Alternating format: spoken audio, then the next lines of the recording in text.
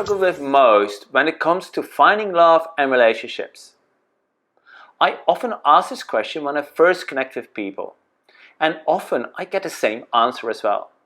So today I am going to share the most common answer with you and how you can deal with this.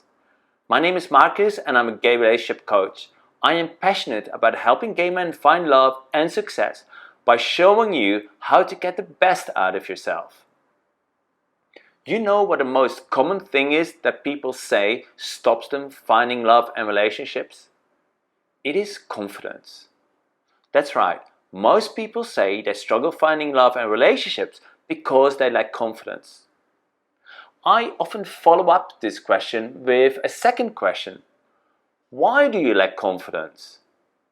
And often I hear one of two things. Because of the way I look, or they say something like, well, everybody is so up themselves. When you go out, nobody wants to talk to you. Everybody's got so much attitude and they're all body obsessed. It really saddens me to hear this, especially about guys that lack confidence because of the way they look. I mean, what are you going to do about it? If you feel you're too short or too long, which is what I've heard, how are you going to change that? Of course, there may be some things that will help you change how you look. For example, doing plastic surgery, if you have enough money, of course, but it's a really drastic measure to take to feel confident about yourself. But even the second argument is completely disempowering, because what you're doing is you're focusing your frustration on people external to you.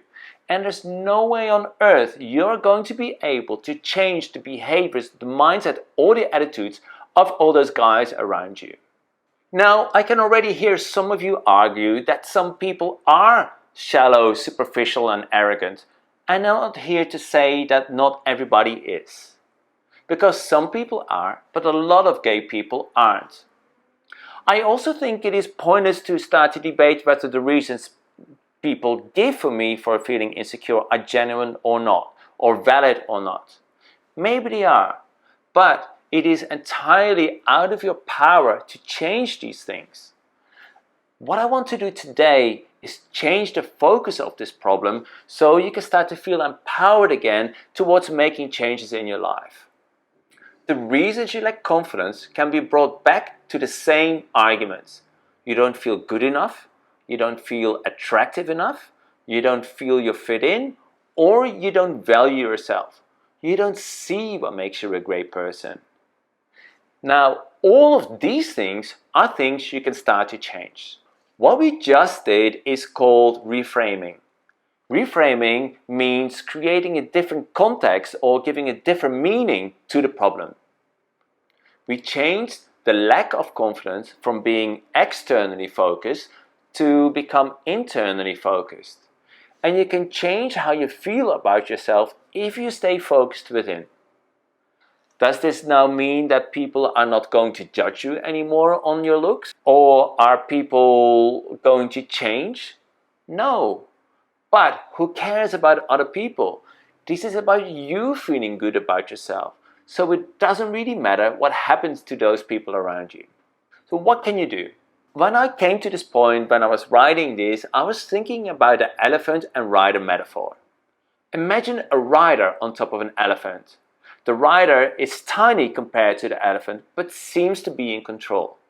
The rider directs the elephant, and the elephant goes there. But what if the elephant decides it doesn't want to move, or it decides to go into a different direction? Who do you think is going to win? Well, I would say the elephant. So no matter how hard the rider, who appears to be in charge, is going to try, nothing will happen if the elephant has no desire for motivation to move or follow orders. Now the same thing is actually happening to you. The rider is related to your conscious brain, your reasoning and your thinking. The elephant is related to your emotions, which are far more powerful. The arguments people give for lacking confidence is the rider. It is what they think is the cause of the problem. For example, the looks and the attitudes of other people. But the actual cause of your lack of confidence is the emotions and feelings that you are experiencing.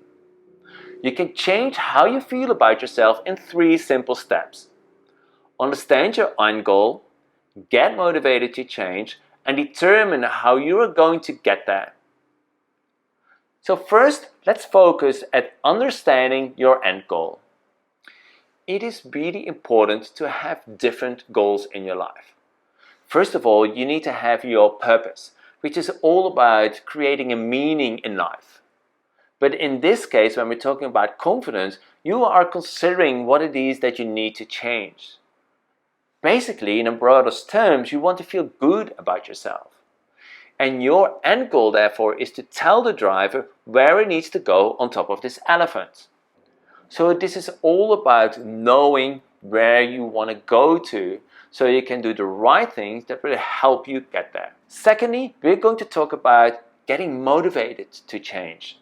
Motivation is fundamental, but if you are going to be motivated by finding love and relationships, it will be really difficult for you to actually achieve that and be happy.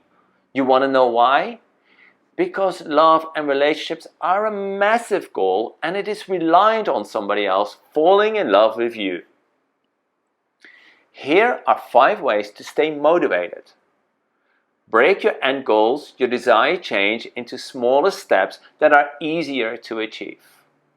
Make sure that you are motivated by personal change and your desired outcome is not dependent on the decisions others have to make for you.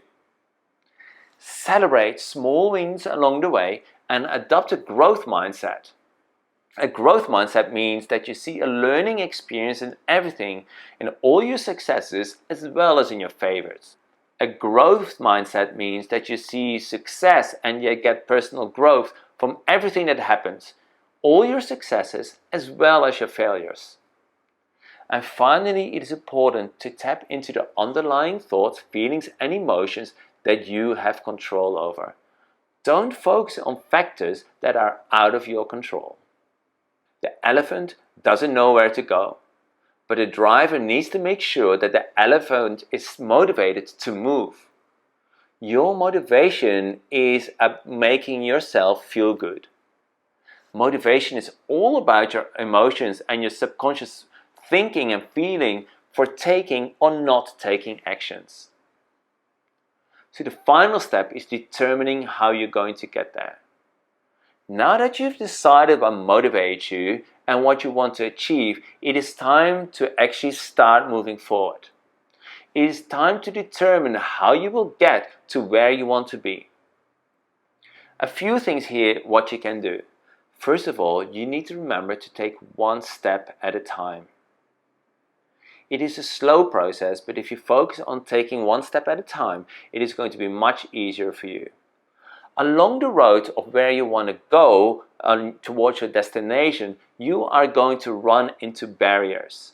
So you need to break down those barriers. And those barriers can be limiting thoughts, limiting beliefs, or maybe even people in your environment that are trying to hold you down into the state where you already are. Getting rid of those barriers and moving along is called shaping your path. One other thing that can really help you staying focused and moving ahead is focusing on things that are already working in your life. It is kind of the glass half full approach that you need to take.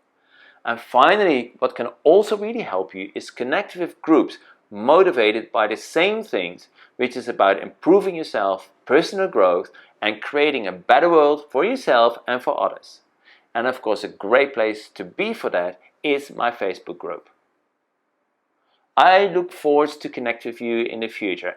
Please leave a comment on what your biggest struggle is in finding love and relationships, and I look forward to connect with you on social media or in one of my webinars.